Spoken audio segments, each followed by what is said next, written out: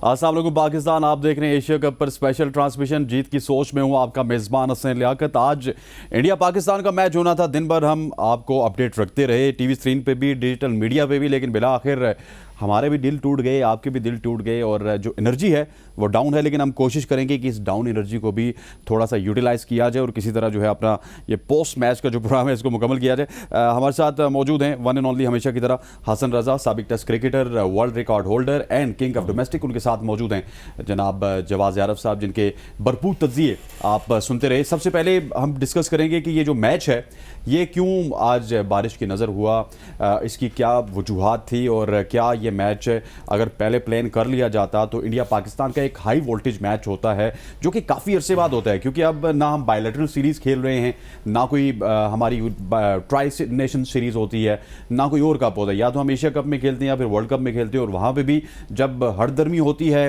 India की जानिब से या फिर पाकिस्तान की जानिब से तो जो नुकसान है वो क्रिकेट फैन का है, जो नुकसान है वो मेरा है, आपका है, देखने वालों का है, और जो लोग इंडिया पाकिस्तान को साथ खेलता हुआ देखते हैं उनका नुकसान होता है। हसन भाई, अगेन पहला मैच हमारा कंप्लीट ना हो सका इंडिया के साथ, लेकिन अगेन दूसरा मैच भी कंप्लीट ना हो सका, वेरी वेरी अनफॉर्चुनेट। जी हाँ, 6 तारीख को देखें कि पाकिस्तान इंडिया का मैच हो रहा था और बड़ी डिबेट चल रही थी। हमेशा हाई वोल्टेज मैच होता है ये। अगेन आज 10 तारीख हो गई सितंबर, और उसमें भी ये मैच जो है ड्यू टू रेन जो है वो रिजर्व डे एक्स्ट्रा इस मैच के लिए रखा गया था, जो यूटिलाइज हो रहा है पूरे टूर्नामेंट में अब तक। तो ओवरऑल देखें तो कहीं ना कहीं जो है वो खामियां नज़र आ रही थी through out Asian cricket council की। जिस तरह से यहाँ पर ऑर्गेनाइज़ किया गया टूर्नामेंट, उसमें नेपाल, बांग्लादेश और जितनी 6 टीमें थी। अगेन यही है कि एक्साइटिंग मैच था आज। अगर उस वक्त का इंतज़ार कर रहे थे लोग कि ये मैच हो जाए किस तरह, मगर सबके लिए टास्किंग जो था बहुत इंपॉर्टेंट वो था ग्राउंडमैन का स्टाफ। जो ग्राउंडमैन का स्टाफ था वो अंदर मेहनत करता रहा और कोशिश करता रहा कि ये मैच किसी तरह से हो जाए। ओवरऑल देखें तो टॉस जीत के पहले बॉलिंग का फैसला भी किया बाबर आजम ने। थोड़ा डे में अगर देखें हम तो बड़ा सनशाइन डे था जब मैच शुरू हुआ है। 24 ओवर हो चुके थे, उसके बाद 2 विकेट गिर चुकी थी इंडिया की और 142 रन्स थे। मगर जब जैसे ही क्लाउडी वेदर आया और रेन भी थी, आपने देखा रेन डे कल के मैच में देखें श्रीलंका बांग्लादेश में तो उसमें भी रेन डे थी, मगर बारिश कोई नहीं हुई। और आज हमेशा सेकंड टाइम जो इंडिया के मैच और पाकिस्तान के मैच में बारिश हो गई है। कुदरत का निज़ाम, तो ये कुदरत का निज़ाम है। मगर ओवरऑल देखें कि आप एक्सटेंड जो देख रहे हैं वो टुमारो किया है, उसमें देखना ही है कि किस तरह से क्या स्ट्रैटेजी से दोबारा पाकिस्तान टीम जाएगी। और जहाँ तक ये मैच आ रहा था तो अब तक शाहीन ने बॉलिंग करी, वो ये रिवायती जो जौहरी बैटर्स थे इंडिया के वो उस तरह आउट नहीं हो पाए। बैटिंग ट्रैक लग रहा था हमें, मगर अब कल दोबारा से रिफ्रेश होकर आएंगे तो किस तरह से बॉलिंग करेंगे और किस तरह से इंडियन बैटर्स बैटिंग करेंगे।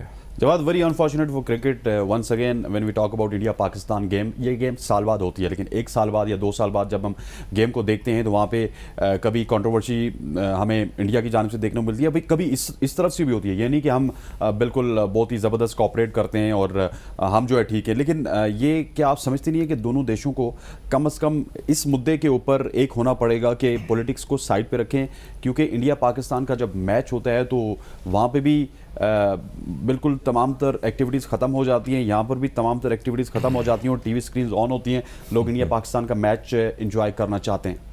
देखिए, मेरे ख्याल में दुनिया क्रिकेट में बिलियंस ऑफ फ़ैन एक्चुअली जो है वो इस गेम का इंतज़ार करते हैं, दोनों अक्रॉस द बॉर्डर्स। हमारे बॉर्डर से इधर, उनके बॉर्डर से उधर, जो है इधर बिलियंस ऑफ फैन जो इस गेम का स्पेसिफिकली इंतज़ार कर रहे होते हैं। बहुत अनफॉर्चुनेट था, 8 दिन पहले एग्जैक्टली ऐसी सिचुएशन आई और रेन वॉश आउट हो गया, मैच नहीं हो पाया। आज फिर से वही रेन दोबारा उसी तरह इंटरप्ट किया। अब चलो इसमें लकीली एक आपके पास एक्स्ट्रा डे है, आपने रखा हुआ रिजर्व डे, लेकिन उसके भी हालात कुछ मेरे ख्याल में बहुत ज़्यादा पॉजिटिव न्यूज़ नहीं है, क्योंकि कल भी बारिश एक्सपेक्टेड है, not through out the day. क्योंकि आज भी जब हम मैच स्टार्ट हुआ तो हम यही कह रहे थे कि शाम को 5 बजे के इर्द गिर्द थोड़े बहुत शावर्स हैं, लेकिन जिस लेवल की बारिश हुई है मेरे ख्याल में उसने फिर मुड़ के वापस मैच स्टार्ट नहीं होने दिया। तो this is very very unfortunate. Boards, देखो मैं इसलिए नहीं ये बात कर रहा कि आई बिलोंग टू पाकिस्तान या मैं पाकिस्तान को सपोर्ट कर रहा हूँ, लेकिन इन ऑल ऑनेस्टी ये इशू आपका, अगर लेट्स से इसमें आपकी 5% या 10% मिस्टेक है ना, तो 90% इस मिस्टेक जो है ना वो सारा का सारा उधर जाता है ब्लेम BCCI और इंडियन गवर्नमेंट के ऊपर। क्योंकि पाकिस्तान का बोर्ड, पाकिस्तान की गवर्नमेंट कहीं भी खेलने से इनकार नहीं करती है। आप उनको इंडिया भी बुला लेते हैं ना तो वो भी वहाँ भी जा रहे हैं। अभी भी तो आपने वर्ल्ड कप में जाना ही है ना, no matter what the situation is, you have to go there. तो मेरे ख्याल में हटदर्मी जो है वो एक ही तरफ तरफ चल रही है और वो इंडिया है बेसिकली। और इंडिया का बोर्ड इतना स्ट्रांग है, आईसीसी उनका कुछ कर नहीं पाता, गवर्नमेंट इतनी स्ट्रांग है, बोर्ड कुछ नहीं कर नहीं पाती गवर्नमेंट की। तो मेरे ख्याल में जो भी नैरेटिव बिल्डिंग है, मेरे ख्याल में वो इंडिया को ही सुधारनी पड़ेगी। अगर इंडिया चाहती है कि क्रिकेट जो है वो थोड़ी सी ग्रो करे, क्रिकेट आगे आने वाली क्रिकेट लोग देखें और लोग फॉलो करें क्रिकेट को, तो जिम्मेदारी भी फिर इंडिया के ऊपर ही गिरती है। आपने पहले मेंशन किया था कि इंडिया जो है वो क्रिकेट का अमेरिका बना हुआ है, तो दिस इज एब्सोल्युटली राइट। जब आप क्रिकेट के अमेरिका बने हुए होते हैं ना, तो फिर आपको रिस्पॉन्सिबिलिटी भी लेनी पड़ती है। वर्ल्ड कप भी हो रहा है अगले साल। सी देखिए, America is not America because कि वो अपने आप को देखता है। अमेरिका इज अमेरिका क्योंकि वो वर्ल्ड को देख के चलता है, एक हिसाब से लोगों को चलाता है। सही चलाता है, गलत चलाता है, वो डिबेटेबल है। तो इंडिया को क्रिकेट में अगर वो अमेरिका बनी गई हो तो भाई रिस्पॉन्सिबिलिटी भी उठा, और मेरे ख्याल में लार्ज ब्लेम जो है वो इंडिया के ऊपर ही जाता है। सर डेफिनेटली लार्ज ब्लेम तो इंडिया के ऊपर जाएगा, और स्पेशली जय शाह के ऊपर जाएगा, जिनके पास भागदौड़ भी थी।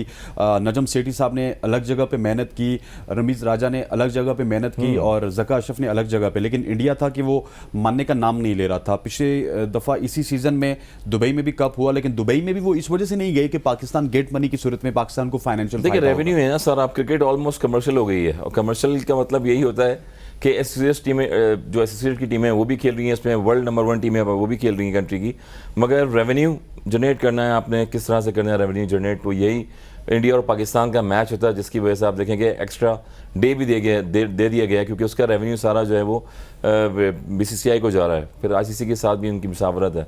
तो ये इंपॉर्टेंट चीज़ है, अदरवाइज क्रिकेट को क्रिकेट की तरह रहना चाहिए। और हमारे यहाँ जिस तरह चेयरमैन चेंज होते गए, बोर्ड चेंज होता गया, नो डाउट नजम शेठी आप अपने दौर में आए, उन्होंने PSL करवाई, पाकिस्तान में बहुत दुनिया के प्लेयर्स आए, खेले आके, मगर वेन्यू अगेन आपके पास ऑप्शन था कि मुल्तान स्टेडियम, मैंने पहले ही बताया कि एशिया का खूबसूरत रिंग ग्राउंड है, PSL के मैचेस वहाँ पर होते हैं, 8 से 9 मैचेस होते हैं। कजाफी स्टेडियम है आपके पास, बैटिंग पैराडाइज पिचेस थी यहाँ पर। फिर यूएई जो है होम सीरीज़ एक टाइम पे हमारी रह चुकी है वहाँ पर भी क्राउड पाकिस्तानी जो है, इंडियंस और श्रीलंकन फैन फॉलोइंग बहुत ज़्यादा क्रिकेट की है, तो वहाँ पर भी वेन्यू था, वहाँ आप रख सकते थे। यही चीज़ें हैं कि इफेक्ट जो पड़ा है ना सिर्फ प्लेयरों पे पड़ रहा है बल्कि ऑडियंस पे पड़ रहा है। स्पेशली अब जहाँ पर बारिश की सिचुएशन आ गई, तो यहाँ पर क्यूरेटर की भी बड़ी एक क्लास हो गई है और टेस्टिंग हो गई है कि यार ये क्या हो रहा है। एक मैच जो है वो पॉइंट पे टेबल पे हो जाता है, उसके बाद दूसरा जो है वो प्रिपरेशन पे लग जाता है। आज भी पंखे और फैन चीज़ें लगा के उन्होंने रखी थी स्क्वायर के पास, और जहाँ पर कोशिश कर रहे थे कि मैच शुरू हो मगर नहीं हुआ। तो ये इंपॉर्टेंट चीज़ें हैं, और क्रिकेट जो है जब एक थ्रिल से जारी होती है, पॉजिटिव और सनशाइन डे होता है जहाँ पर वेन्यू पहले से डिसाइड हो, तो मेरे ख्याल में आजकल टेक्नोलॉजी इतनी तेज़ है, गूगल पे देखें, चीज़ें सर्च करें तो आपको क्लाउडी वेदर और सनशाइन डे सारे पूरे वीक के आ जाते हैं। तो ये सारी चीज़ें पता होने के बावजूद ऐसे मैटर हो रहे हैं इतने बड़े बड़े मैचेस में, तो ये एक समझ से बाहर है। असल में कल भी रिजर्व डे के लिए अलग टिकट लेने पड़ेंगे, वही टिकट चल जाएंगे? मेरे ख्याल में वही टिकट चलेंगे। अगर रिजर्व लेने पड़े तो वर्किंग डे है, वर्किंग डे में श्रीलंका में मुझे नहीं लगता कि इतना क्राउड आएगा वहाँ पर फिर। तो मतलब जो पाकिस्तान से और इंडिया से क्राउड है वही आपको देखने को मिलेगा? वही देखने को मिलेगा। अगर पाकिस्तान में हम देखें, बांग्लादेश का मैच होता है, बांग्लादेश से ट्रैवल करके लोग आए थे और मैच देखा है कजाफी स्टेडियम में। अफगानिस्तान का मैच हुआ, उसमें देखें आप ट्रैवल करके जो है मैच देखने के लिए लोग आए थे। तो श्रीलंका में टूरिज्म तो बहुत ज़्यादा है वैसे, मगर क्रिकेट के जो फ़ैन फॉलोअर्स हैं वो जो है वो ये चाह रहे थे कि हम आएँ, और उसके बाद दूसरे और हज़ारों लोगों को काम होते हैं कहीं जाने के लिए, तो रिजर्व से आपने रखा है। मगर इसमें देखना पड़ेगा कि टिकट के तो वही क्लास रहेगी, मगर मैच शुरू होना चाहिए। अगर कल भी मैच नहीं हुआ तो एक पॉइंट अगेन मिल जाएगा। टू ऐड टू हसन भाई पॉइंट, मेरे ख्याल में ये जो रिजर्व डे रखा गया ना, ये अनप्रेसिडेंटेड है, ऐसा कभी नहीं हुआ पहले। आपको पता था पहले? Round match, exactly round matches में मैंने हमेशा कहा है 2 wrongs will never make 1 right। आपने पहले गलती की, आपने जिद करके टूर्नामेंट वहाँ पे कराया, अब आप कोशिश कर रहे हैं कि क्योंकि बैकलैश बहुत ज़्यादा आ रहा है। लेट्स आप जय शाह की बात कर रहे थे या BCCI की बात कर रहे थे, बहुत हैवी बैकलैश है, not only from Pakistan but from other boards including, और फिर इंडिया की जो अपने फैंस हैं उनसे भी बहुत हैवी बैकलैश आ रहा है। तो इसको रिजरेक्ट करने के लिए उन्होंने क्या किया कि एक एक्स्ट्रा डे रखा, जो कि अनप्रेसिडेंटेड है। लीग मैचेस के दौरान कभी भी ऐसा नहीं होता कि आपको एक्स्ट्रा डे रखा जाए। तो मेरे ख्याल में एक गलती को सुधारने के लिए दूसरी गलती करने की कोशिश कर रहे हैं। लेकिन हसन भाई ने जो पहले कहा था कि कुदरत का निज़ाम जब चल पड़ता है ना, तो उस वक्त फिर आपके सारे के सारे प्लान्स जो चौपट होकर रहते हैं। तो ये कुदरत का निज़ाम चल रहा है, दिस इज बैकफायरिंग। ये कुदरत का निज़ाम कल विक्रांत भी कह रहे थे, उससे अलावा कौन कहता है कुदरत का निज़ाम है? सकलैन भाई, कुदरत का कानून है जी, कुदरत का कानून, कुदरत का। अच्छा, आपसे जो सवाल मैंने करना है जवाब, इंडिया की तो गलती है, जय शाह की भी गलती है, हमको भी अपने आप को मुरद इल्ज़ाम ठहराना चाहिए। दिसंबर में रमीज राजा थे, हमने चेंज कर दिए, उसके बाद जुलाई में आई थिंक नजम सेठी थी, हमने चेंज कर दिए। अब खबरें आ रही हैं कि एक दफ़ा फिर ज़का अशरफ के खिलाफ केसेस अदालतों में हैं, शायद वो भी चेंज हो जाएं। तो हमने भी पीसीबी के मामलात को बहुत ज़्यादा कंफ्यूज किया हुआ है, कन्फ्यूजन का शिकार हैं। हर 6 महीने बाद डिफरेंट फेस आके बैठेगा, आप वर्ल्ड वाइड जगहसाई बनेगी आपकी, उसके बाद आपके प्लेयर्स का कॉन्फिडेंस शैकल होगा। क्योंकि आपको पता है कि मेरी अगर बॉन्डिंग एक चेयरमैन के साथ ठीक है एज ए कैप्टन, तो शायद दूसरे चेयरमैन के साथ ना हो, तो वो भी बैक माइंड पे तो होता है टीम के। देखिए सर, इसमें होता है इससे ना कि आपके इंटरनल प्रॉब्लम्स हैं, ये तो देयर आर नो टू इसमें कोई आर्ग्यूमेंट नहीं है कि आपके इंटरनल प्रॉब्लम्स हैं। कभी एक पॉलिटिकल पार्टी आती है वो एक को लेके आती है, दूसरी पॉलिटिकल पार्टी आती है वो दूसरे को लेके आती है, तीसरी आती है वो तीसरे को लेके आती है। कभी भी आपके प्लान्स जो लॉन्ग टर्म प्लान्स है वो कभी इंप्लीमेंट हो ही नहीं पाते, चाहे वो पीसीबी के अंदर हो, चाहे वो कंट्री के आपके प्लान्स हो, कभी इंप्लीमेंट नहीं हो पाते, क्योंकि रिजीम बार बार चेंज हो रहा है, रिजीम बार बार चेंज हो रहा है, कभी कौन आ रहा है, कभी कौन आ रहा है। लेकिन हैविंग सेड दिस, इंटरनेशनल जब एसीसी के अंडर है तो एसीसी के बाकी भी 6 के 6 मेंबर्स हैं। Nepal is a member, Sri Lanka is a member, Bangladesh is a member, India is a member and then Afghanistan is a member. When this happened, जब ये वोट कराया गया, जब Pakistan wanted this to go to UAE, अगर पाकिस्तान में नहीं मैनेज हो पा रहा, तो most of the boards, most of I guess four of them decided कि नहीं, they decided to go with India कि जी हम श्रीलंका में टूर्नामेंट कराएं। तो मेरे ख्याल में this is a lesson learn for them as well कि और मजे लूटो भाई और मजे करें। अच्छा, जो हमारे यहाँ पॉलिटिकल इंस्टेबिलिटी है पीसीबी में, उससे फ़र्क पड़ता है हमारी जो इंटरनेशनल इमेज है या फिर एशिया में हमारी इमेज है? देखें एक इदारा है, पाकिस्तान क्रिकेट बोर्ड है, तो उसमें आपको जो है डिसीजन लेने पड़ते हैं, और डिसीजन जो है जो इस चीज़ में लोग बैठे हुए हैं वहाँ पर वो लेते हैं, और फिर वो जाके आईसीसी में वहाँ पर अपनी कंप्लेन या जो भी चीज़ें फॉर द ईयर जो शेड्यूल बनता है पाकिस्तान का, वहाँ पर डिसाइड करते हैं जाके कि हमने कहाँ खेलना है कहाँ नहीं खेलना। फिर बाबर आजम ने भी ये चीज़ें बहुत ज़्यादा मेंशन ही करी कि कुछ लोगों ने कहा कि चेयरमैन चेंज हो रहे हैं, सिलेक्शन कमेटी चेंज हो रही है, मगर बाबर आजम ने कहा कि हमारा काम है खेलना, और उन्होंने टीम को लड़ाया हुआ पिछले 1 साल से। देखें टीम जाके जेल की है, और पेसर जो हैं नसीम शाह, शाहीन शाह वापस रिहैब के बाद नसीम शाह आए, जिस तरह से उन्होंने जोर लगाया बॉलिंग में भी, हारिस रऊफ जो हैं वो स्ट्रॉन्ग हो गए आके, तो एक टीम को जेल किया है आपस में। तो इसमें पीसीबी का किरदार होना चाहिए, उसमें ये होना चाहिए कि एक लूप में रखें आप भारतीय क्रिकेट बोर्ड को भी, फिर आईसीसी की जहाँ पर जाते हैं वहाँ पर भी उन लोगों को लूप में रखें। तो मेरे ख्याल में बाबर आजम यही कह रहे हैं कि हमारा क्रिकेट फोकस पे ही है, और पाकिस्तान क्रिकेट बोर्ड जो पीछे के लोग जो काम कर रहे हैं उनका काम ये है कि वो जाके अपने जो वेन्यू हैं, जो जितनी भी चीज़ें हैं उनको सेट करें। आईसीसी को लूप में रखना चाहिए, और डेफिनेटली जब हम आईसीसी को लूप में रखते हैं तो हम इंडिया जा रहे हैं, क्योंकि हमें पता है कि हम इंडिया नहीं जाएंगे तो आईसीसी हमें सैंक्शंस भी लगा सकता है, फाइन भी कर सकता है, बहुत सारी चीज़ें हो सकती हैं। जब एशिया कप में भी हम आईसीसी को लूप में रख लें, डेफिनेटली आईसीसी को भी फ़ायदा होगा। इंडिया पाकिस्तान से बड़ी गेट मनी आती है, एशियन क्रिकेट काउंसिल को तो फ़ायदा हो ही रहा है, लेकिन इस तरह की पॉलिटिकल इंस्टेबिलिटी से फिर एशिया का इवेंट जो है वो दाव पे लग जाएगा, जो कि पहली दफ़ा 1984 में स्टार्ट हुआ था। देखो इसमें ऐसा होता है ना कि जो रेगुलेटरी अथॉरिटी जो है ना इस वक्त वो एसीसी है, नॉट आईसीसी। एग्जैक्टली, नहीं मुझे पता है, लेकिन मैं ये कह रहा हूं कि अगर आईसीसी के इवेंट हम खेलने जा रहे हैं तो व्हाई नॉट के put ICC into ACC as well. देखें उसमें अगर आप आईसीसी को अंदर लेके आते हैं ना, और आईसीसी अपनी किसी किस्म की अथॉरिटाइजेशन अपना शो करने की कोशिश करता, तो फिर आप आईसीसी को ये कह सकते थे कि भाई जिस रूल के तहत आप हमें इंडिया भेज रहे हैं, आप उसी रूल के तहत इंडिया को पाकिस्तान भेजें। Sir they are very smart people, they have billions of dollars की इन्वेस्टमेंट्स है, दे आर वेरी, एक से एक शार्प आदमी वहाँ बैठा हुआ है, दे अंडरस्टैंड कि हमने कहाँ स्टेप इन करना है, कहाँ हमने स्टेप इन नहीं करना। अगर हम इस जगह पर स्टेप इन करेंगे तो फिर हमसे डिमांड भी बढ़ेगी कि भाई अगर आप इन्वॉल्व हो रहे हैं तो why don't you tell India to come to Pakistan. तो ये थोड़ी सी प्रॉब्लम्स होती हैं। आईसीसी को लूप में आप जरूर ले सकते हैं, लेकिन रेगुलेटरी बॉडी अगर रूल हम यहाँ पे अप्लाई नहीं कर सकते कि जिसका आईसीसी का रूल है कि आपको इवेंट लाजमी खेलना है, अगर कुछ सिक्योरिटी थ्रेट्स हैं तो उनसे हमें आगाह किया जाए, हम आपके मैचेस न्यूट्रल वेन्यू पे कर देंगे। अगर सिक्योरिटी थ्रेट्स नहीं है तो आप आ जाए खेलें। देखिए ये कर तो सकते हैं, लेकिन उसके लिए फिर आपको रूल्स के अंदर अमेंडमेंट्स करनी पड़ेंगी ना, आपको रूल में अमेंडमेंट करनी पड़ेगी कि यार ये है, आपने you are obligated to play in a certain country, और अगर बहुत ज़्यादा थ्रेट है तो फिर वही कंट्री आपकी कहीं और अरेंजमेंट करेगा अपनी मर्जी से, नॉट आपकी मर्जी से कि जी आपका जहाँ दिल करेगा आप वहाँ खेलोगे। और यही हुआ कि अपनी मर्जी से उन्होंने डिसाइड किया। आप ये करेंगे कि जी मैंने एक मैच हम्बरटूटा में खेलना है, दूसरा मैं कोलंबो में खेलूंगा, तीसरा मैं दम्बोला खेलूंगा, चौथा जो मैं लॉर्ड्स में खेलूंगा, मेरी मर्जी। ऐसा नहीं होगा। वो जो होस्ट कंट्री है ना, फिर उसकी मर्जी है कि उसने आपकी वो मैचेस कहाँ सिक्योरिटी दे के आपको कहाँ पे वो उसको मतलब मैच करवाने। तो मेरे ख्याल में let's say it's a mess. It's to put it very simply now, it's a mess. ACC is a mess, ICC is a mess, BCCI is creating this mess. और ये एक दिन ये मैस पूरा का पूरा क्रिकेट के ऊपर गिरेगा, और गिर रहा है आहिस्ता आहिस्ता। Do you agree with Jawad? बिल्कुल बिल्कुल गिर रहा है, और अगर वही क्रिकेट पे फोकस है, वही हमने कहा कि जिस तरह पीसीबी के लोग हैं वो जाके मशावरत भी करें, चेयरमैन चेंज होते रहते हैं, आते रहते हैं, मगर डिसाइड करना पड़ेगा कि स्टेक होल्डर हैं और वर्ल्ड क्लास टीम है। 1984 से अगर आप देखें तो एशिया कप भी शुरू हो गया, उसमें शारजा में हुआ, वेन्यू चेंज हुए बहुत सारे, मगर अब 15 साल बाद ये एशिया कप पाकिस्तान के सुपुर्द किया गया। उसके बाद फिर लोगों भी नहीं लगा हुआ था और चीज़ें ऐसी हुई हैं। ब्रॉडकास्टिंग के जो इंडियंस लोग हैं वो 170 से ज़्यादा हैं, वो जो हैं वो कह रहे हैं कि हमने दम्बुला नहीं जाना, हमने यहाँ पर नहीं जाना। तो ये मुशावरतें, ये चीज़ें जो हैं पहले से डिसाइड होती हैं और पाकिस्तान का एक नाम है क्रिकेट की वजह से दुनिया में।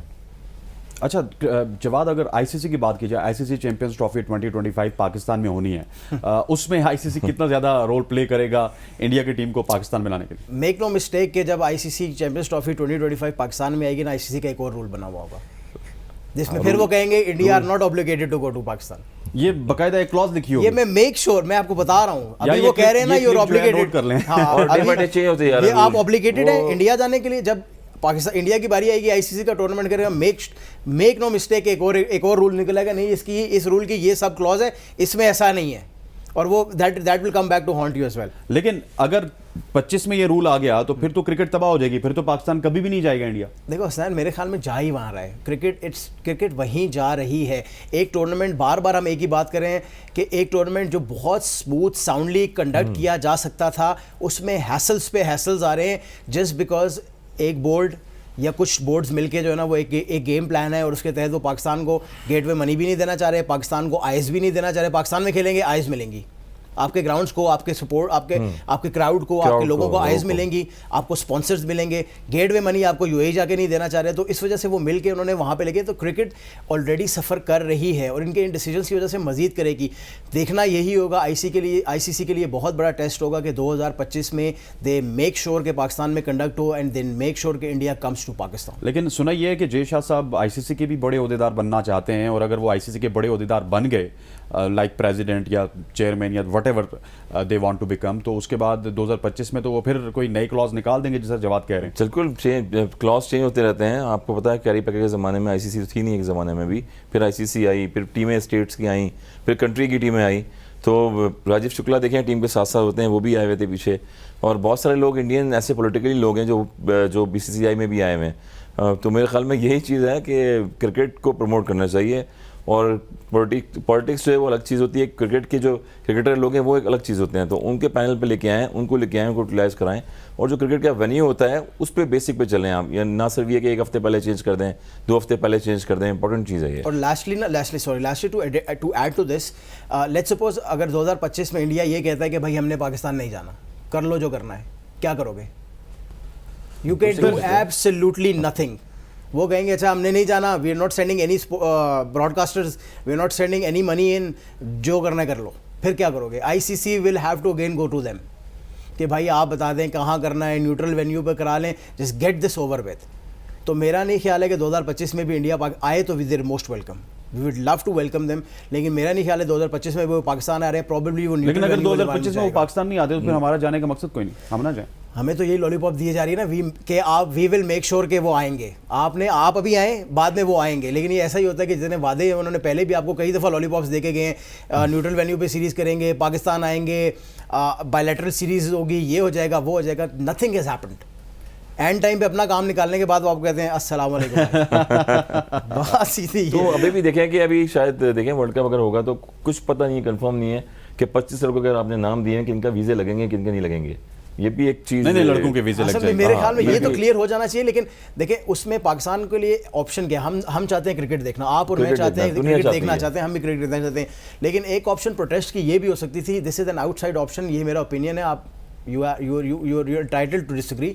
अगर आपने प्रोटेस्ट करना था ना, you should have sent your B team. Then Pakistan की रिप्रेजेंटेशन हो गई, हमने अपने लड़के भेज दिए, लेकिन प्रोटेस्ट में आप अपनी ए टीम ना भेजते। लेकिन that is for another day debate है कि आप इतना स्ट्रांग हैं कि आप ये कर पाएंगे, लेकिन मेरे ख्याल में जो कि आप अभी नहीं हैं। बी टीम भेजती है? Are you sure? भेज देना। हमारी 99 के बाद सबसे तगड़ी टीम है, उसको हम बैठा दें। सर एक बंदा, बहुत सारे लड़के रिटायर हो जाएंगे, आपका टूर्नामेंट आपके घर से निकाल के ले गया। नहीं, हमारा पॉइंट ऑफ व्यू ये है, हमारा पॉइंट ऑफ व्यू शायद अफरीदी वाला है कि हम इंडिया को इंडिया के घर में जाकर मारना चाहते हैं।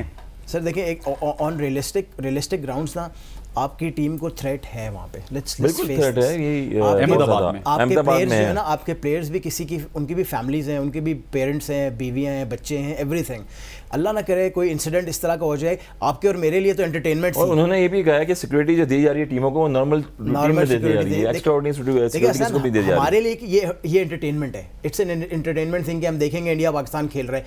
अंडरस्टैंड द प्रेशर उस प्लेयर के ऊपर जब वो ग्राउंड में उतरेगा, knowing this that we have a security threat, वो क्या खेलेगा, वो क्या परफॉर्म करेगा। और अल्लाह ना करे वर्स्ट सिचुएशन में कुछ हो भी जाता है तो आपके मेरे लिए तो एंटरटेनमेंट थी, लेकिन जिसके साथ हुआ उसका क्या होगा। लेकिन कंपनसेट कौन करेगा? लेट सपोज हमारे किसी सुपरस्टार को देखिए बोट करेगा, ये तो बोट एक छोटी सी इंजरी भी हो जाती है, लेट सपोज एक पत्थर लग जाता है और इंजरी हो जाती है, गलत जगह पे पत्थर लगता है, तो उसका कंपनसेशन क्या होगा? देखिए अब सचिन तेंदुलकर जैसे आए थे, पाकिस्तान में भी आए थे, किसी क्राउड ने ऐसी एक बोतल भी फेंक दी थी, वो फेंक दी थी या मार दी थी वटएवर, मगर उसके बाद जो है वो इतना हाईलाइट हुआ था उस चीज़ को कि सचिन तेंदुलकर ज़रा पता एक वर्ल्ड क्लास प्लेयर भी थे। तो ऐसा पाकिस्तानियों के साथ भी हुआ, पास में बाउंड्रियों पे खड़े होते हैं, कोई थ्रो फेंक देता है, कोई कार्ड्स फेंक देता है, तो ये नेवर नो, ये चीज़ें हो सकती हैं, मगर इसके लिए सिक्योरिटी जो है इंपॉर्टेंट चीज़ होगी, वो प्लेयर को प्रोटेक्शन देने थोड़ा के सा लिए। जो है हमारी डिस्कशन भी लंबी हो चुकी है, क्योंकि ये वेन्यू को लेके हमारी डिस्कशन थी, लेकिन यहाँ पर वक्त हुआ चाहता है शॉर्ट सी कमर्शियल ब्रेक का। ब्रेक के बाद जब वापस आएंगे तो मैच के ऊपर भी डिस्कशन करनी है। पाकिस्तान ने कहाँ पे गलती की, इंडिया ने कितना अच्छा खेला और पाकिस्तान ने कितना ऑर्डिनरी खेला, ये बात करेंगे। लेकिन यहाँ पर वक्त हुआ चाहता है शॉर्ट सी कमर्शियल ब्रेक का। स्टे विद अस।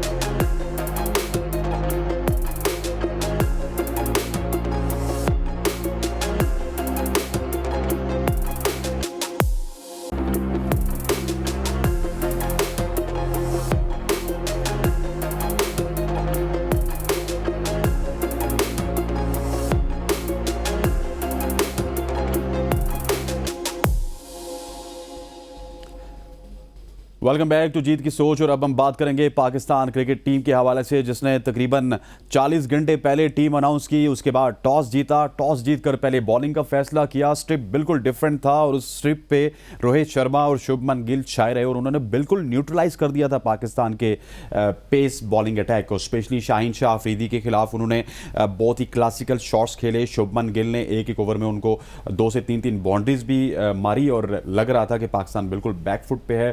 फिर कहीं ना कहीं जाके पाकिस्तान को शादाब खान ने ब्रेक थ्रू दिलवाया। फिर बाबर आजम का अच्छा फैसला कि उस ब्रेक थ्रू के बाद एकदम अपने स्ट्राइक बॉलर को लेके आए और स्ट्राइक बॉलर ने शुभमन गिल को भी आउट किया। इंडिया की पोजीशन मुस्तहकम थी, लग ही रहा था कि इंडिया 300-325 तक चला जाएगा, क्योंकि 24 ओवर्स में 140 रन बना चुके थे। और आपको पता है कि इंडिया एक दफ़ा सेट हो जाए तो वो रन्स की रफ्तार, वो रन्स मशीन है। उनके पास जितने बड़े प्लेयर हैं उनको रन बनाना आता है, चाहे विकेट गिर रही है। उस दिन 2 दिन पहले आपने देखा होगा, 4 दिन पहले जब 6 को हमारा मैच था तो वो 266 बना गए थे, कहीं ना कहीं से 4 विकेटें उनकी टॉप ऑर्डर पर गिरी थी। सर कहाँ पर गलती हुई आज हमसे? देखिए एक तो पिच रीडिंग जो है बड़ी गलत रही थोड़ी सी मेरे ख्याल में। जो कंडीशंस थी वो डिफरेंट थी बिटवीन इंडिया और पाकिस्तान का। जब मैच हुआ 6 तारीख को, तो जब हाइट पे हम कह रहे थे कि हाइट पे कैंडी में तकरीबन कोलंबो से 1.5 घंटे की ड्राइव पे है और हाइट पे भी वो जगह है जहाँ सीम स्विंग ज़्यादा होता है, वहाँ नए ग्राउंड बने हुए हैं श्रीलंका में। फिर ये प्रेमदासा स्टेडियम में, यहाँ पर डिफरेंट कंडीशन नजर आई हमें। डे बड़ा लश, बिल्कुल क्लीन डे था जब ये टॉस हो रहा था दोनों के दरमियान, रोहित के और बाबर आजम के। उसके बाद जब उन्होंने रीड किया कि शायद वही रिवाइवरी दोबारा मैं आजमाऊँगा शाहीन की और रोहित शर्मा आउट होंगे, और मगर वो चीज़ नज़र नहीं आई क्योंकि पिच जो थी बड़ी सरफेस बैटिंग पैराडाइज पिच थी और कमेंटेटर्स भी यही कह रहे थे कि बैटिंग पैराडाइज पिच है। फिर टॉस जीत के बाबर आजम ने बॉलिंग का फैसला किया और बॉलिंग का फैसला जब किया तो अगेन 2-3 बॉलें जो हैं वो पिच पे जो की गई हैं वो शाहीन की बॉलें थी, जो रोहित ने 1-2 दफ़ा जो हाफ वाली बॉल थी उनको रोका भी, थोड़ा पिच रीडिंग की। उसके बाद जब फ्लो में खेलना शुरू हुए तो वहाँ से पता लग रहा था हमें कि ये पिच जो है बैटिंग के लिए साजगार थी। फिर वो उसके बाद जब खेले तो आपने कैचेस जो हैं वो ड्रॉप किए। टर्निंग पॉइंट था वहाँ पर जहाँ कैचेस ड्रॉप हुए हैं। जब शुभमन गिल खेल रहे थे तो स्लिप में कैच गया इफ्तिखार के पास, वो ड्रॉप हुआ अर्ली ऑन, जब शाहीन को विकेट नहीं मिली, वहाँ से टर्निंग पॉइंट थोड़ा सा शुरू हुआ और उसके बाद पार्टनरशिप लगी। एक चीज़ ऐसी थी कि रोहित शर्मा की कि वो खिला रहे थे सिंगल डबल करके गिल को और वो अटैक कर रहे थे, तो अटैक में दोनों की पार्टनरशिप लगी और दोनों ने 50 रन की। तो मेरे ख्याल में कुछ जो स्ट्रेटजी थी वो चेंज करके आए थे बैटर्स इंडियन, तो उसमें सक्सेस हुए और उसके बाद फिर 142 रन पे जो है बारिश हुई और ओवरऑल ये अभी लंबा लेके जा रहे थे मैच को, मगर शादाब ने ब्रेक थ्रू दिया। ओवरऑल बहुत ऑर्डिनरी लग रहे थे Pakistan early on with the ball with the field. To start off with मेरे ख्याल में पाकिस्तान का टॉस जीतना वाज अ ब्लेसिंग। लेकिन डिसीजन जो उन्होंने लिया वो ब्लेसिंग नहीं था, क्योंकि आपने फैक्टर इन ये करना है कि कल भी इसी ग्राउंड में मैच हुआ है और कल भी बिल्कुल भी मैच एक्सपेक्टेड नहीं था, कल तो बल्कि इससे ज़्यादा बारिश थी जितनी आज बारिश होनी थी, लेकिन कल हुई नहीं बारिश। तो मतलब कल का पूरा दिन एक तो ग्राउंड में मैच भी हुआ, आउटफील्ड में भी फील्डर्स वगैरह ने सबने फील्ड किया, ग्राउंड ड्राई होता रहा और धूप भी बहुत टिका के लगी। आज भी दिन को धूप बहुत टिका के लगी, तो ये जो डिसीजन था ना, ये बहुत ही मेरे ख्याल में बहुत ही गलत डिसीजन था।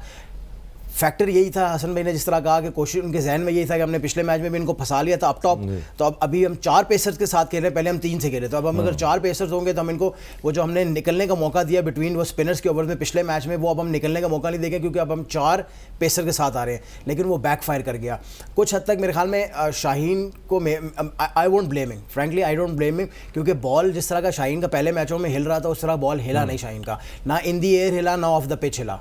शाहीन का बॉल इतना अंदर नहीं आता। Naseem on the other hand was bowling very well, क्योंकि बैक ऑफ लेंथ कर रहे थे, नसीम बॉल आगे नहीं आ रहा था, बैक ऑफ लेंथ कर रहा था और जेन्युइन आउट स्विंगर था, बैक ऑफ लेंथ कर रहा था और बॉल पड़ने के बाद बाहर निकला था और उसने स्लिप लगाई हुई थी। तो रोहित भी टेंटेटिव था और शुभमन भी टेंटेटिव था कि अगर इस बार वाली बॉल को जाते थे फ्लैश भी ड्राइव भी करने की कोशिश की ना तो ये स्लिप में एज होना है, और एक उसने एज निकलवाया भी, वो जो अनफॉर्चुनेटली किसी ने पकड़ने की तौफीक ही नहीं की, किसी ने कोशिश ही नहीं की पकड़नी, एक दूसरे के मुंह की तरफ देख रहे थे। तो मेरे ख्याल में ये थोड़ा सा हुआ। आई वोंट ब्लेम शाहीन, उन्होंने अटैक करना था। देखो जब एक बंदा इतना ज़्यादा शेल में चला जाता है ना, तो उसके बाद फिर उसके पास एक ही तरीका होता है कि वो he comes out swinging. Today India came out swinging against Shaheen, और अनफॉर्चुनेटली बॉल स्विंग सीम नहीं मिल रहा था उस तरह, और शाहीन ने अपनी लेंथ ऑल्टर नहीं की। जब स्विंग सीम नहीं मिलता ना तो आप फिर अपनी लेंथ ऑल्टर करते हैं, बैक ऑफ द लेंथ पे आ जाते हैं, लेकिन शाहीन आगे करने की कोशिश कर रहे थे, जिसके ओवर में वो 2 ओवर में 18 रन पड़े, वो बहुत ज़्यादा फेंटा नहीं लग गया। Let's not get upset about it. 1 over में 6 लगे, आखिरी बॉल में छक्का लगा, 1 ओवर में 12 3 चौके लगे, अंडरस्टैंडेबल, लेकिन ये कि Shaheen Shah Afridi is a human being, थोड़ा सा हाँ लुक आफ्टर करना पड़ेगा शाहीन शाह को, क्योंकि रिहैब से भी वापस आए, he will have a आगे bad वर्ल्ड day. कप आ रहा है। every bowler, every batsman has a bad day in him. तो शाहीन का प्रॉब्ली आज बैड डे, मैं बैड भी नहीं कहूँगा, इट्स जस्ट कि a couple of overs were not bad और नॉट गुड। जब वो वापस आया तो उसने आगे अच्छा बॉल किया, आपको विकेट भी दिलवाई। सर शाहीन को न्यूट्रलाइज करने में कंप्लीटली कामयाब हुए थे उनके दोनों ओपनर्स? बिल्कुल हुए थे, मगर देखें आप कि जिस तरह से उन्होंने स्ट्रेटजी अपनाई है वो यही थी कि रोहित खेलते रहे क्रीज पे और गिल को मौका देते गए, और क्योंकि यंगस्टर्स भी हैं गिल, उन्होंने वनडे कैरियर में 208 रन किए हुए हैं अपने, डबल सेंचुरी मीन्स किसी प्लेयर ने की है, तो कोई ना कोई तो कॉन्फिडेंट लेवल उसका कहीं नज़र आ रहा होगा। और जो मिस्टेक पिछले मैच में नहीं की गिल ने, वो यहाँ पर यूटिलाइज करी। ऑन दी अप खेला उन्होंने, उसके बाद ऑन साइड पे भी खेला, फ्रंट फुट पे खेल रहे थे वो।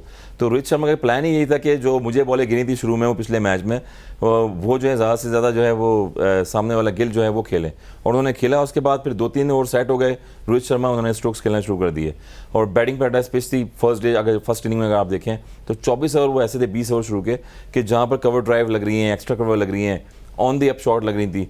तो वहाँ से अंदाज़ा हो रहा था क्या कि जो अपनी जो गेम प्लान है वो करके आए हैं, तो गेम प्लान करके आए वहाँ पर, मगर शादाब ने जो ब्रेक थ्रू लिया है वहाँ पर थोड़ा सा स्पिन टर्न नज़र आ रहा था आज, जिसकी वजह से मैच में वापस पाकिस्तान इन हुआ है। नसीम शाह ने अपने ऊपर बहुत काम किया, हमने देखा थोड़ा सा आउट ऑफ टच लग रही थी अफगानिस्तान के खिलाफ। जब हम दुबई में गए थे उनको अटैक लीड करने का कहा गया, उसका लीड नहीं कर पाए। और मैंने एक बड़े नामी ग्रामी क्रिकेटर हैं, हसन भाई के भी दोस्त हैं, मेरे भी दोस्त थे, तो मैंने उनको कहा कि नसीम क्यों परफॉर्म नहीं कर रहे, तो उन्होंने कहा नया नया फेम आया हुआ तो शायद कि जो है ना वो फुल चुल गया होगा। लेकिन एकदम से उसको अकल आई और वो उसके बाद ऐसा लग रहा है कि जो भी पिच दे दो नसीम ने वहाँ पर सीम भी करना और स्विंग भी करना है। इसकी क्या वजह है? देखिए सबसे पहली बात तो ये ना कि आप कभी भी किसी भी प्लेयर को इंडक्ट करते हैं टीम के अंदर, चाहे वो बॉलर हो चाहे वो बैट्समैन हो, आपकी कोशिश ये होती है कि यार मैं उसको एक एक्सपीरियंस के बीच में सैंडविच करूं। ठीक है, आपने किसी को इंडक्ट करना है, नसीम को आपने शाहीन को बिठा दिया, आपने हारिस को बिठा के नसीम को भेज दिया दुबई, और फिर unfortunately for Afghanistan, unfortunately for Pakistan, सारे के मैचेस पाकिस्तान ने खेले शारजाह के अंदर, जो कि एक स्पिन फ्रेंडली विकेट है, बॉल ना ज़्यादा बाउंस होता है, ना ज़्यादा उसमें स्किड होती है, ना कुछ भी होता है। तो वहाँ जाके जब उसने बॉलिंग करने की कोशिश की और फिर अटैक को लीड भी नसीम को करना था, सारा की सारी जिम्मेदारी नसीम के ऊपर थी, तो वो परफॉर्म नहीं कर पाया। When he has the blanket of Shaheen Shah Afridi and Haris Rauf, ऊपर से शाहीन करता है, बाद में हारिस करता है, जो वो बीच में ब्लैंकेट मिलता है ना उसको, he is very very lethal. और सबसे अच्छी बात नसीम की क्या है, नसीम अपनी लाइन नहीं छोड़ता। मतलब अगर उसको पता है ना कि मैं ऑफ के बाहर इसको कटर आउट स्विंग करके इसको बीट कर रहा हूँ, तो वो उन बॉलर्स में नहीं है जो बहुत ज़्यादा एक्सपेरिमेंट करेगा, विकेट के लिए जाएगा। वो कहेगा यार मैं इधर ही करता रहूँगा, ये तंग होकर आउट होगा।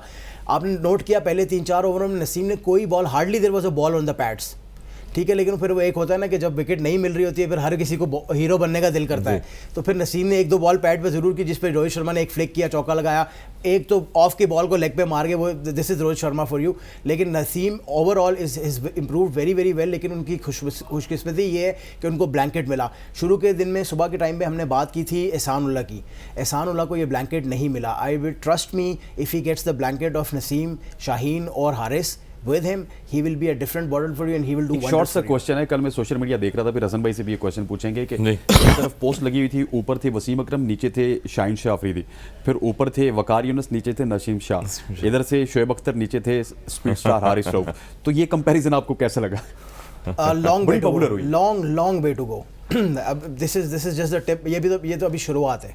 वसीम भाई का एक बहुत ही 5 स्टार करियर है, एक बहुत ही लंबे अरसे के लिए उन्होंने बहुत ही बड़ी बड़ी परफॉर्मेंसेस दी हैं। तो अभी कंपेयर करना बिल्कुल बनता नहीं है। देखिए, फिर ऑन द उसके वे बाद- हो अच्छा, सकता है। एक सवाल है, फिर एक वो सवाल मेरे franchise ज़हन में ये आता है, cricket भी मेरे थी ज़हन में इस ये time आता है कि फ्रेंचाइज क्रिकेट भी नहीं थी, ये भी एक उसकी एलिमेंट हो सकता है कि वसीम, वकार, शोएब का तो थोड़ा सा शॉर्ट था, लेकिन वसीम वकार जैसा कद काट का बॉलर हो, उस तरह का पेस हो, उनके कैरियर बहुत लंबे थे। इन लड़कों के कैरियर लंबे नहीं होते। मोहम्मद आमिर की मिसाल आपके सामने है, जसप्रीत बुमराह हैं इंजरी के बाद वापस आ रहे हैं, अभी नसीम इंजरी के बाद वापस आ रहे हैं, और ये इंजरीज फास्ट बॉलर की ज़िंदगी में 3-4 दफ़ा आती हैं। Despite of that 500 plus wickets for Wasim Akram, 400 plus wickets ODI की बात कर रहा हूँ फॉर वकार यूनुस। उन्होंने किस तरह किया? देखें 12-11 फ्रेंचाइज हैं दुनिया में, और ये फ्रेंचाइज में हारिस रऊफ हैं अभी खेल के आए हैं, फ्रेंचाइज मेन फ्रेंचाइज लाहौर के अंदर की। उसके बाद टेस्ट मैच से उन्होंने रिटायरमेंट दे दी। उसके बाद फिर अब डिफरेंट लीग हुई, 100 बॉल्स हुई, इंग्लैंड में वहाँ खेलने के लिए गए। तो उस दौर में जो है आपको पता है कि 6 की 6 बॉलें, वसीम भाई वकार भाई की बात की, हम खुद भी फेस करते थे, उनको खेलते थे, वो 6 की 6 बॉलें तेज़ नहीं करते थे आके, और बॉलिंग राउंड से, बॉलिंग ओवर से एंगल क्रिएट करते थे बॉल को, और पिच की हेल्प देते थे कि पिच में मॉइस्चर कितना है या ग्रास कितनी है, उस हिसाब से बॉल करनी है। तो आजकल के बॉलर्स जो हैं वो डायरेक्ट जाके अटैक करते हैं। नसीम शाह को अगर देखें तो आप हर बॉल एक ही स्पीड से कर रहे होते हैं, कोशिश करते हैं तेज़ बॉल करूँ मैं, तो थोड़ा सा चेंज ऑफ पेस को करना पड़ता है। आप शाहीन को अगर आप कैरियर देखें, लॉन्ग की आप क्या टिप देंगे? उनका कैरियर लॉन्ग क्यों था, इनका क्यों शॉर्ट होता है? देखिए आजकल के फिटनेस bowlers पे का। डिपेंड करता है, वो फिटनेस किस तरह की रखी हुई है आपने, अपने मसल्स किस तरह डेवलप किए हुए हैं, ये इंपॉर्टेंट है। लेकिन क्रिकेट भी तो बहुत ज़्यादा होगी, क्रिकेट travelling भी ज़्यादा तो होगी, बहुत ज़्यादा फ्रेंचाइज क्रिकेट ज़्यादा हो गई है, और फिर आपकी जो इक्विपमेंट्स हैं, आपने जो अपने आप को मेंटेन करना है वो किस तरह से करना है। शाहीन शाह को देखें, अभी ग्रोइंग बीच में 1-2 मैच में उनको ग्रोइंग खींची थी, और कंसिस्टेंसी जो है वो खेल रहे हैं सारी लीग्स। तो मेरे ख्याल में जहाँ पर रफ पैचेस आती हैं, जहाँ बैटिंग पैराडाइज पिचेस हों, अगर वहाँ बॉलर को रगड़ना लगेगा जल्दी, तो मेरे ख्याल में कैरियर ज़्यादा लंबा नहीं रहता फास्ट बॉलर। अगर आपने अपने क्रिकेट को बढ़ाना है तो आपको बड़ी कैलकुलेटेड क्रिकेट खेलनी होगी। आपको नेशनल साइड से अगर खेलना है तो आपको फिर 2-3 से ज़्यादा लीग्स नहीं खेलनी चाहिए साल में, मैक्सिमम 2 या 3। मैं वही एनालिसिस करूंगा। सबसे अच्छा पॉइंट आपने खुद हसन भाई से सवाल किया, हसन भाई ने जवाब दिया, लेकिन आपने खुद भी रिबटल दिया उसका कि क्रिकेट की क्वांटिटी बहुत ज़्यादा होगी। हसन भाई आपका डेब्यू कौन से ईयर में हुआ था? 1996 1996। अक्टूबर। If you go back to 1996 ना, तो आप एक एवरेज टीम के, एक एवरेज प्लेयर की क्रिकेट उठा के देख लें साल की, जो इंटरनेशनल क्रिकेट की मैं बात कर रहा हूँ, वो प्रॉबेबली 40-50 दिन से ज़्यादा नहीं होगी साल में, पूरे साल में। आज उसकी क्रिकेट जो तकरीबन 125-150 दिन की क्रिकेट है उसकी, सारी लीग्स मिला के। तो एक तो इंटरनेशनल क्रिकेट जब से गेम मोनेटाइज हो गई है ना, बहुत ज़्यादा पैसा गेम के अंदर इन्वॉल्व हो गया है, वो आपको फ्री रहने ही देते। इधर से आ रहे हैं, उधर जा रहे हैं, उधर से आ रहे हैं, उधर जा रहे हैं। वसीम भाई और वकार भाई का करियर, एक तो फिजिकली फिट थे वो, लेकिन उनके फिजिकल फिटनेस के बाद भी उनका करियर प्रोलॉन्ग होने का रीज़न यही थी कि साल में 40-50-60 दिन की क्रिकेट होती थी, अब साल में 125 दिन की क्रिकेट होती है, तो प्लेयर्स बहुत ज़्यादा इंजर्ड हो रहे हैं। Coming back to what was your point? I was saying कि लीग क्रिकेट की वजह से शायद, हाँ एग्जैक्टली, लीग क्रिकेट देखे, और उस टाइम पे आपके उस टाइम के नहीं, मेरा क्वेश्चन ये था, आजकल अगर शाहीन को, नसीम को, हमारे जो बॉलर्स हैं, इनको अगर अपना कैरियर प्रोलॉन्ग करना है तो इनको लिमिटाइज करना होगा अपनी नेशनल क्रिकेट के साथ 1 या 2 या मैक्सिमम 3 लीग्स। आजकल तो ये 5-5 खेल रहे हैं, 100 के बाद विटिलिटी खेल रहे हैं, विटिलिटी के बाद लिंकन प्रीमियर लीग खेल रहे हैं, उधर से आएंगे तो पाकिस्तान के लिए खेलें, पाकिस्तान से जाएंगे तो ऑस्ट्रेलिया चले जाएंगे, ऑस्ट्रेलिया से पीएसएल के लिए आ जाएंगे, मतलब 7-7 लीग्स खेल रहे हैं। Different ground, different conditions, different surface होता है, हार्डनेस होती है, कहीं आईएलटी है, बीपीएल है। ये फैसला ना नसीम ने करना है, ये फैसला शाहीन ने करना है, ये फैसला हारिस ने करना है कि उनको प्रोलॉन्ग पाकिस्तान करियर चाहिए या उनको पैसा चाहिए। Let's be honest. तो ये प्लेयर की अपनी फिटनेस पे होता है, आपको खुद डिपेंड करता है कि मेरी जो लेग्स हैं कितनी स्ट्रांग है, या फिजिकली मैं कितना स्ट्रांग हूं कि ये फॉर्मेट की क्रिकेट या मॉडर्न क्रिकेट हो गई, 50 ओवर्स, 20-20 हो गई, टेस्ट हो गई, मैंने क्या खेलना है डिसाइड आपने। अगर आप कोई लीग नहीं खेलना चाहते तो कोई आपको फोर्स नहीं कर सकता। आपने अपनी बॉडी को खुद भी देखना है ना यार कि मेरा मेन गोल क्या है, मैंने पाकिस्तान को सर्व करना है रादर देन मैं लीगें खेल के पैसे कमा रहा हूँ। तो अगर आपका मेन गोल ये है कि आपने पाकिस्तान को सर्व करना है तो आपकी बॉडी कितना पेन ले सकती है ये आपसे बेहतर कोई नहीं जानता। तो ये आपकी बिल्कुल बात ठीक है कि इनको खुद डिसाइड करना पड़ेगा यार कि हमने पाकिस्तान क्रिकेट खेलनी है, पाकिस्तान डिसाइड किया ना, एक टेस्ट मैच खेला उसके बाद उन्होंने उनको पता लग गया था, लोगों ने बोल दिया कि बस ठीक है नहीं, और आप वनडे क्रिकेट खेलें, मैच क्रिकेट खेलें। अब ये देखिए आपके इंटरनेशनल क्रिकेट खेल रहे हैं दोनों, ये तीनों, ठीक है। उसके बाद PSL इज अ मस्ट, ये आपका अपना होम टूर्नामेंट है, वो आपका मस्ट है। उसके अलावा ना प्रॉबेबली यू शुड प्ले 1 और मैक्सिमम 2 मोर लीग्स। अब इंडियन क्रिकेटर्स हैं वो कोई और लीग नहीं खेलते हैं, no matter what happens. Injuries है वहां पे भी है, अभी फिर भी इंजरीज है, लेकिन वो अपनी लीग 3 महीने की खेलते हैं, अपनी लीग खेलते हैं 3 महीने की। अब वो भी एक लीग, वो एक अलग टॉपिक शुरू हो जाएगा। मतलब वो ऐसा लग रहा था कि कोई 6-8 घंटे की मूवी चल रही है जिसमें जो मुकने का नाम ही नहीं लेती उनकी लीग माशाल्लाह। अब ऐसी इस लेवल की फ्रैंकली वो बोरिंग होते जा रहे हैं। This is actually getting boring ना।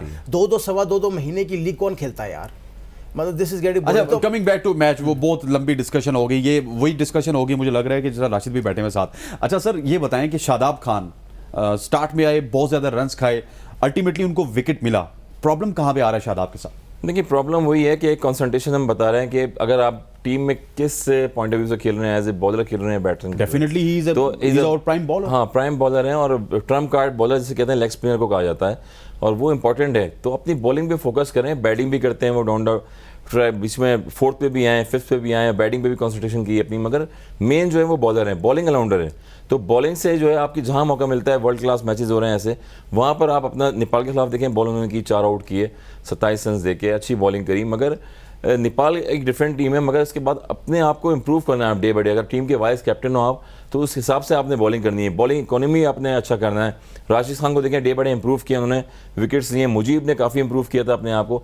जो भी एज ए स्पिनर होता है और ट्रम्प कार्ड होगा तो वो डे बाई डे इंप्रूव करेगा, रादर देन कि वो फ्लाइट डे बॉल कर रहा है या शॉर्ट ऑफ लाइन बॉलिंग कर रहा है। तो यहाँ पर ये चीज़ है कि शादाब जहाँ पर देखा स्पिन ट्रैक है तो वहाँ पर थोड़ा सा बॉल को लूप दें और विकेट बॉल करें। स्टम्प नो डाउट, अगर आप आउट नहीं कर रहे, रन्स कंटेन करें आप और टीम के लिए खेलें, तो थोड़ा सा जो है डॉजी समटाइम बॉलिंग नजर आती है कि उनकी लाइन और लेंथ नहीं बनती है, जहां पर वो मिस्टेक करते हैं बॉलिंग में। ठीक, हसन रजा और जवाद ज़ियारफ के साथ डिस्कशन का सिलसिला जारी है। यहाँ पर वक्त हो जाता है एक शॉर्ट सी कमर्शियल ब्रेक का। ब्रेक के बाद जब वापस आएंगे तो जवाद से पूछेंगे कि शादाब क्या गलतियाँ कर रहे हैं और क्या वो दुरुस्त करें जिससे वो बॉलिंग में कमबैक कर सकते हैं, जो कि उनकी प्राइम जॉब है। प्राइम जॉब उनकी बल्लेबाजी नहीं है। स्टे विद अस।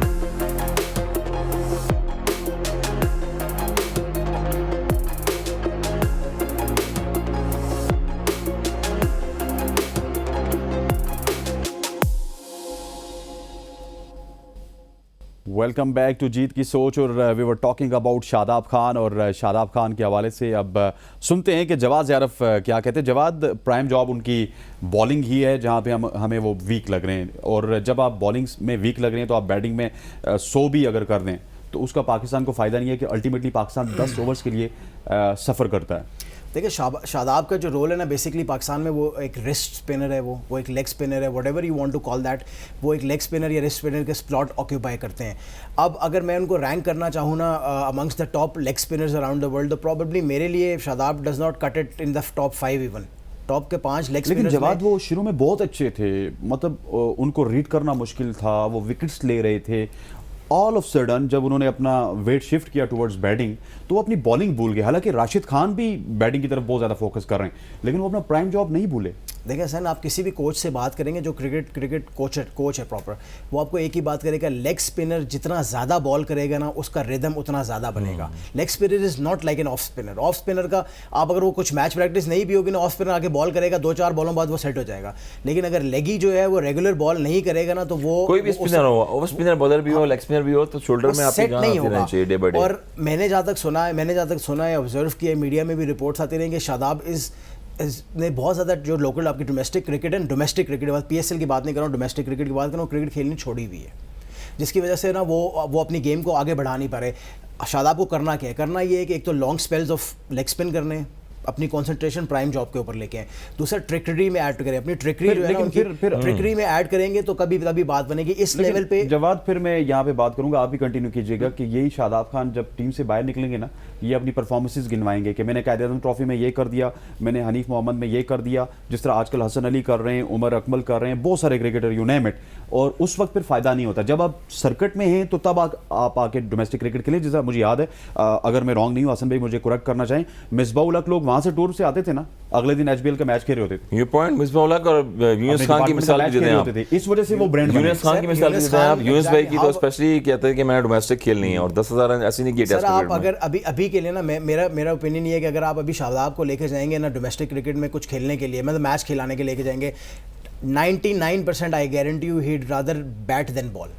वही ना, मेंटालिटी का फर्क है। आप अपना प्राइम फोकस जो है ना वो लूज करके ना आप बैटिंग किसी और तरफ लग पड़े। देखो प्रॉब्लम ये हो रही है कि अगर शादाब के साथ हम एक लेग स्पिनर खिलाएंगे तो दोनों रिस्ट स्पिनर खिलाना भी कोई वाइज डिसीजन नहीं है। मॉडर्न डे क्रिकेट में 2 लेग स्पिनर नहीं खिला सकते। लेकिन शादाब को हम बैटर एज ए बैटर खिला, नवाज का ऑप्शन था आपके पास, प्योर बैटर वो खेल नहीं सकता। तो मेरे ख्याल में कोई भी किसी भी फैन को अगर ये लग रहा है वेज हंटिंग है, वेज हंटिंग नहीं है। शादाब टीम में डिजर्व करता है एज अ कंप्लीट ऑलराउंडर, एक एज अ कंप्लीट पैकेज वो टीम में डिजर्व करता है रहना। लेकिन अगर एज अ बॉलर ओनली ना, आई डू नॉट थिंक कि वो डिजर्व करता है पाकिस्तान का लेग स्पिनर होना। पाकिस्तान का लेग स्पिनर होना डिजर्व नहीं करता, प्लेयर डिजर्व करता है मैच खेलने के लिए। So the point is he has to improve very मतलब कि पॉइंट यही है आपका सीधा कि बॉलिंग से उनको अपनी यूटिलिटी को बढ़ाना पड़ेगा, सिर्फ एज ए बैटर हम ट्रिकरी बढ़ानी पड़ेगी। मुझे ऐसा लग रहा है कि वैरायटी ऑफ बॉल्स में ना शादाब के पास इतनी ज़्यादा लार्ज स्केल ऑफ वैरायटी नहीं है बॉल्स के अंदर। बिल्कुल वैरायटी नहीं है, मगर थोड़ा सा वो आपने बताया कि स्पिनर्स को देखें वर्क करना पड़ता है और उसमें शोल्डर्स में जितना स्ट्रॉन्ग शोल्डर होगा आपका एज ए स्पिनर और जितना बॉल ड्रिफ्ट होकर जाएगा, पिच पे वेरिएशन में जाएगा, उतना आप सक्सेस होते रहेंगे।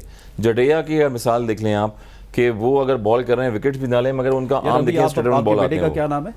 शायान रजा। शायान और यासीन को आप लेके गए थे, आकिब जावेद ने आपको क्या कहा था? बिल्कुल, आकिब जावेद स्पिनर है ना, उन्होंने क्या मशवरा दिया था? दें जरा। 300 ball every day, 300 balls daily ये करवाएं। उन्होंने कहा कि हसन 300 एवरी डे बॉल करनी है। एक महीने के लिए 300 अगर बॉल करवा दें, मुझे रिकॉर्ड करके भेज देना, मैं इनको रख लूंगा। पॉइंट है।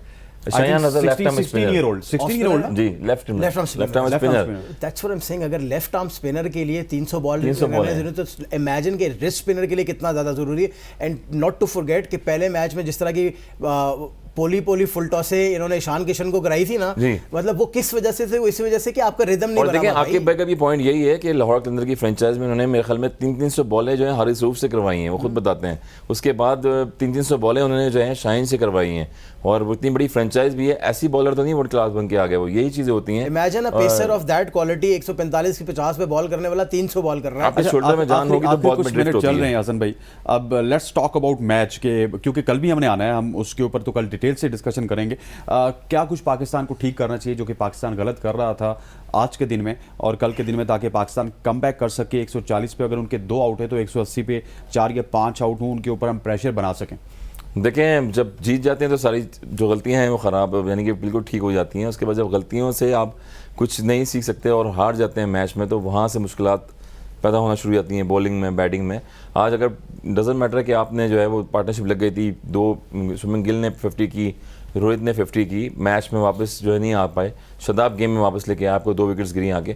मगर अब दोबारा आपने आज का दिन छोड़ देना, कल का दिन नया दिन है एक और, every day is a new day. अच्छा, कल के लिए एनर्जी के साथ खेलना है आपने और दोबारा स्ट्रेटजी बना के खेलना पड़ेगा आपको। जवाब, कल के लिए मुझे पॉजिटिव वाइब्स आ रही हैं, क्योंकि मुझे लग रहा है कि पाकिस्तान एक डिफरेंट एनर्जी के साथ आएगी। जिस तरह वो दबी हुई पाकिस्तान होती है ना, चाहे वो उसमें सुपरस्टार हूं ना हूं, लेकिन वो जब डिफरेंट एनर्जी के साथ पाकिस्तान टीम ग्राउंड में होती है, डिफरेंट टीम लगती है। आपकी वाइब्स भी कल के लिए पॉजिटिव होंगी। मोस्ट डेफिनेटली जाहिर है अपनी गलतियों से, मिस्टेक से अपने सीखेंगे। आज जो गलतियां की वो कोशिश करेंगे कि वो कल रिपीट नहीं करें। पहले के अगर कल का मैच एग्जैक्टली वहीं से शुरू होता है और पूरे ओवर्स मिलते हैं इंडिया को, एग्जैक्टली वहीं से स्टार्ट होगा, 2:30 बजे स्टार्ट होगा। आई मीन कि बारिश ना हो और पूरा मैच मिले, जो 24 साढ़े 26 ओवर रह गए वो पूरे के पूरे हों, तो पहले 6 ओवर बहुत क्रूशल होंगे। क्योंकि केएल राहुल का, जिस तरह मैंने पहले बताया था, वो भी इन अ बैटल है कि वो वर्ल्ड कप की स्क्वाड में होंगे या नहीं होंगे, अभी कंफर्म नहीं है। तो केएल राहुल भी प्रेशर में होंगे। Virat is not very, Virat एक लेजेंड है अपनी क्रिकेट में, लेकिन जाहिर है वो भी थोड़ा थोड़ा टाइम लेगा, तो पहले 6 ओवर में जो बैटल जीतेगा मेरे ख्याल में वो मैच भी जीतेगा कल, क्योंकि कल नर्व्स का गेम होगा। आते ही विराट भी थोड़ा सा हो गए ऑन द बैक फुट और केएल राहुल तो definitely on the back foot और अटैक करना चाहिए, आपने वो क्योंकि 6 ओवर कैसे करने हैं that is down to you. वैसे इंडिया के माइंड में कितना स्कोर होगा कल के दिन के, ये स्कोर हम करें ताकि पाकिस्तान को अंडर प्रेशर करें? देखिए स्टिल 250 से ऊपर रन आने चाहिए, 270 आई डोंट थिंक सो वो स्कोर। 250, मेरे ख्याल है वो 300-325 के ऊपर नजर रखेंगे, जिस तरह उनका 140 स्कोर बोर्ड पे है। हाँ असल मगर में क्रिकेट खेले हुए पाकिस्तान के लिए कूट कूट के प्यार भरा हुआ है, हमारे अंदर भी भरा हुआ है, लेकिन इनके अंदर एक्स्ट्रा भरा हुआ है। इनके इस अंदर extra है। सिचुएशन में भी कह रहे 250। देखिए सर मैं आप लोगों ने बोला था जब दोनों बैटर्स खेले थे, आपने कहा था 350 होगा। हाँ बिल्कुल याद है ना, उसके बाद शादाब ने ब्रेक थ्रू दिया, बैक टू बैक 2 ओवर में 2 विकेट्स गिरी हैं वहां पर। तो क्रिकेट में नेवर नो, जब भी हमेशा पार्टनरशिप लग रही होती है। डिसएग्री कर नहीं सकते ना, हम तो ऐड करते हैं, वर्जन ऐड करते हैं। हमारा वर्जन तो आज भी है कि अगर उसी तरह वो खेलते रहते 140 से, अगर वो सिर्फ 200 भी कर जाते हैं ना, 200 ना भी करते 170 कर जाते 30 ओवर्स में, जो वो कर सकते थे 6 ओवर्स में वो 30 रन कर सकते थे, तो आप आराम सुकून से 130 रन बना सकते थे 20 ओवर। सर मेरे ख्याल में अगर पाकिस्तान उनको रिस्ट्रिक्ट कर पाए ना 270 के अंदर, तो कल that will be a big win. परसों पब्लिक हॉलीडे दे देना चाहिए, that would be such a big achievement, trust me, even from here बहुत बड़ी अचीवमेंट होगी अगर आप उनको 270 पे और पिच का बिहेवियर भी देखें थोड़ा। लेकिन जो 250 आप कह रहे हैं ना, उसके लिए बहुत ही एक्स्ट्रा ऑर्डिनरी आके ऊपर से शाहीन को, नसीम को अटैक करना पड़ेगा। वही कह रहा हूं आपको, क्योंकि ब्रेक आया ना बीच में, अगर ब्रेक आया, गैप भी आ गया, उसके बाद कवर्स ऑफ होंगे, कंडीशंस किस तरह की देखने सूटेबल होगी। 140 स्कोर है, लेट्स सपोज उनका पहले 6 ओवर्स नसीम और शाहीन फुल अटैक करते हैं, कोई 20-25 रन लगते हैं, तो फिर उनके 30 ओवर्स में जाके रन होंगे 155-60 के करीब।